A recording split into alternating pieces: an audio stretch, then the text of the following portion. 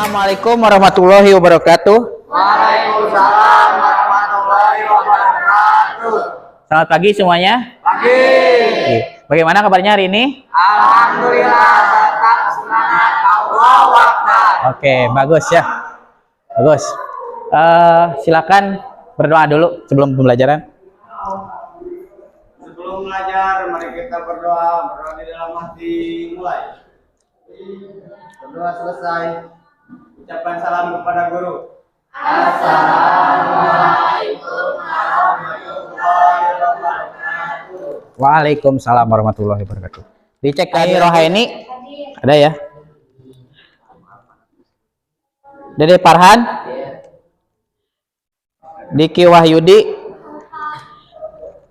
Ergi sama-sama menyanyikan lagu nasional Tanah Airku. Harap untuk semuanya berdiri ya.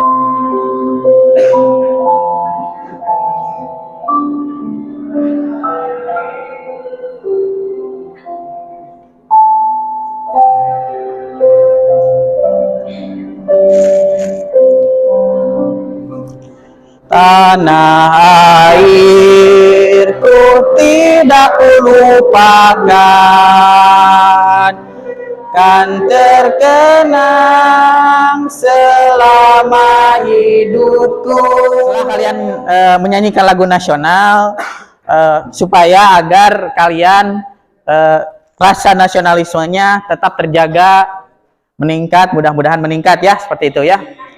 Nah, sebelum kita memulai pembelajaran, ada yang masih ingat apa yang Bapak bahas minggu kemarin? Pelajaran apa? Tentang manusia purba. Manusia purba. Terus? Datangnya Hindu. Nah, datangnya Hindu Buddha ke Indonesia. Ada berbagai macam teori-teori, ada berbagai macam pengertian-pengertian bagaimana Hindu Buddha masuk ke Indonesia, bagaimana lahirnya Hindu Buddha. Kita akan membahas tentang teori masuknya Hindu Buddha ya ke Indonesia, bagaimana caranya ajaran-ajaran Hindu dan Buddha ini masuk ke Indonesia.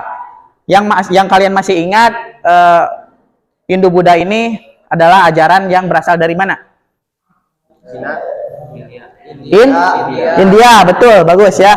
Terus Buddha juga sama, akhirnya lahirnya setelah Hindu lahir, kemudian lahirlah Buddha. Yang kalian ketahui, Hindu Buddha ini di Indonesia bukti peninggalannya apa saja? Candi apa? Candi Borobudur. Terus Candi Prambanan. Ada lagi yang kalian ketahui? Di wilayah mana yang memang mayoritasnya mempunyai ajaran Hindu? Di mana? Jawa Tengah. Terus di mana lagi ada yang banyak mayoritasnya? Di Bali ya. Tahu ini gambar apa? Tokoh dalam film siapa? Sun Gokong. Tahu ya? Sun Gokong itu tuh. Terus ada Patkai, kakak pertama, kakak kedua, kakak ketiga. Nah, itu menceritakan tentang apa? Perjalanan ke barat mencari apa? Kitab suci. Nah, itu teh merujuk kepada ajaran Buddha. Yang kedua, ada gambar. Gambar apakah ini? Candi apa? Candi Prambanan. Adanya di mana? Jawa Tengah, ya. Terus di daerah mana? Di kota apa? Magelang, Sleman, ya. Jadi ini adalah Candi Prambanan, betul. Itu ada lagi umat-umatnya ya, yang sedang berdoa, gitu ya. Nah, ini gambar apa ini? Patung dewa. Patung apa? Patung Buddha. Betul ya, patung Buddha. Jadi ini Sang Buddha Gautama sedang bertapa ya di bawah pohon Bodhi. Nah, seperti itu. Jadi beliau mendapatkan pencerahannya ketika sedang bertapa di bawah pohon Bodhi. Masuk ke dalam kegiatan inti, kalian memperhatikan tayangan video tersebut ya. Yo guys, jumpa lagi di Sobek Indonesia. Pada episode kali ini kita bakalan membahas mengenai proses masuknya agama Hindu dan Buddha ke Indonesia. Bagaimana agama Hindu dan Buddha bisa masuk dan menyebar di Oke, sudah selesai ya. Nah, dari tayangan video tersebut, seperti yang kalian lihat tadi, diperhatikan ya semuanya. Jadi, apa yang kalian dapat dari tayangan video tadi? Teori yang tadi disebutkan berbagai macam teori dengan komplit dengan penemunya, pengertiannya, ya. Tadi ya ada. Bisa kalian sebutkan teori apa saja yang tadi disebutkan? Teori Waisa, teori Brahmana, Teori Waisa, teori Brahmana, teori Kesatria, terus teori arus balik. teori arus agama atau golongan Brahmana ya, diundang oleh raja-raja yang ada di Nusantara yang sekarang menjadi Indonesia. Yang paling dianggap memungkinkan dari kelima teori tersebut? Teori arus balik. Arus balik ya, memungkinkan. Terus ada lagi selain itu Brahmana. Arus balik ini juga sangat masuk akal karena para raja di Indonesia ingin mencari ilmu, menyuruh kepada para pelajarnya supaya menimba ilmu di negeri orang. Ketika sudah dapat, lalu disebarkan lagi ya, dihormati ya, seperti itu. Nah, setelah itu kalian berdiskusi ya, mendiskusikan tentang teori-teori mana berdasarkan kelebihan dan kelemahannya, dicari, dianalisis bagaimana pengertiannya, siapakah penemunya gitu ya. Silakan untuk dibagi kelompok ya, dibagi kelompok sudah berkelompok, silakan untuk duduk berkelompok. Nah, gitu.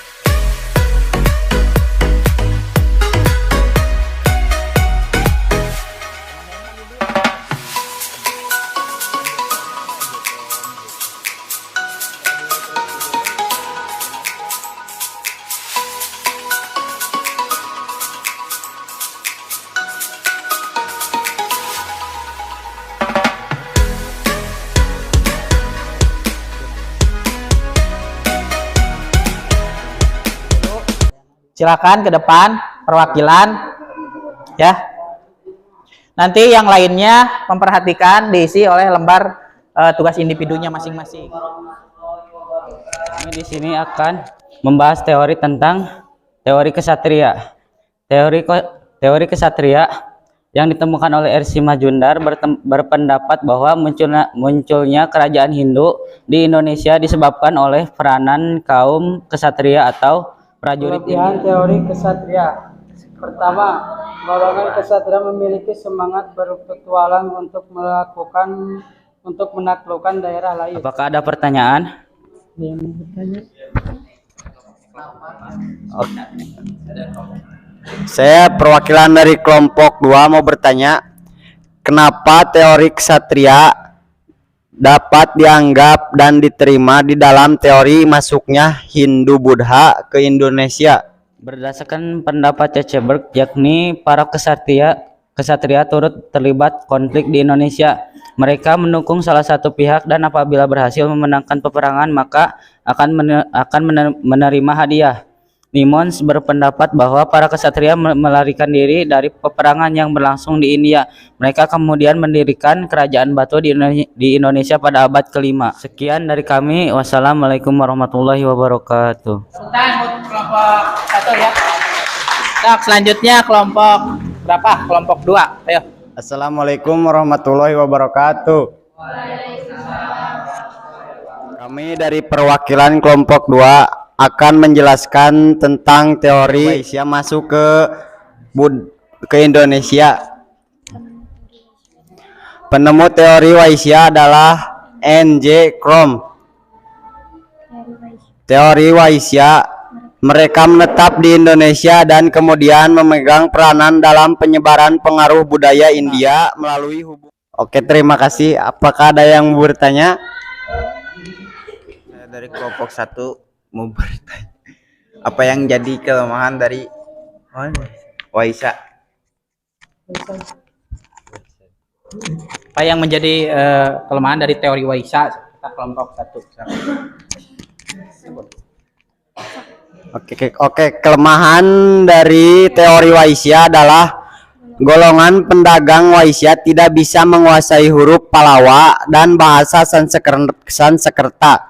Karena kemampuan ini hanya dimiliki oleh Brahmana, sementara banyak peninggalan sejarah kerajaan-kerajaan Hindu berupa prasasti yang memuat huruf Palawa dan bahasa Sanskerta. Oke, paham? Apakah ada yang mau bertanya lagi? Cukup sekian dari kita, perwakilan dari kelompok 2. Wassalamualaikum warahmatullahi wabarakatuh. Assalamualaikum warahmatullahi wabarakatuh. Kan kami dari kelompok 4 mau membawa materi mencari arus balik. Teori arus balik adalah proses Hinduisasi di Indonesia. Mempelajari agama dan kebudayaan Hindu-Buddha. Sangat sulit hal ini karena pada saat itu keadaan masyarakat masih pasif. Ada yang mau bertanya?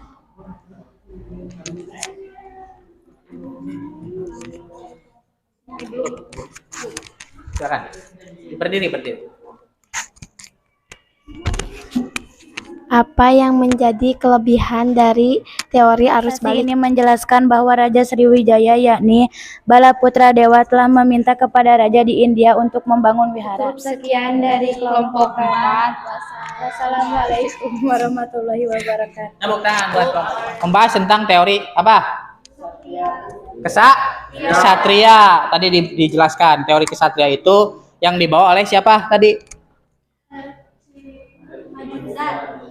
C. Manjudar. Terus apa pengertiannya dari teori kesatria? Siapa yang membawa ajaran Hindu-Buddha ini?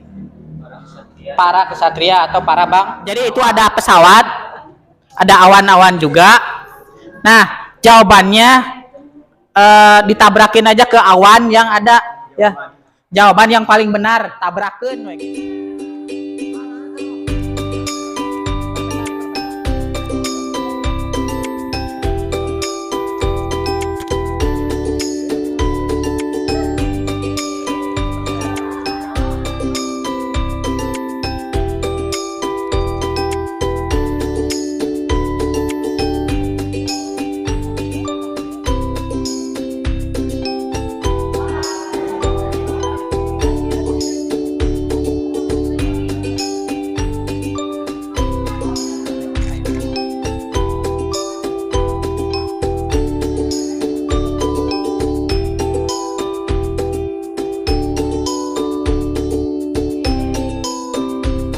Kalian pelajari di kegiatan pembelajaran hari ini tadi.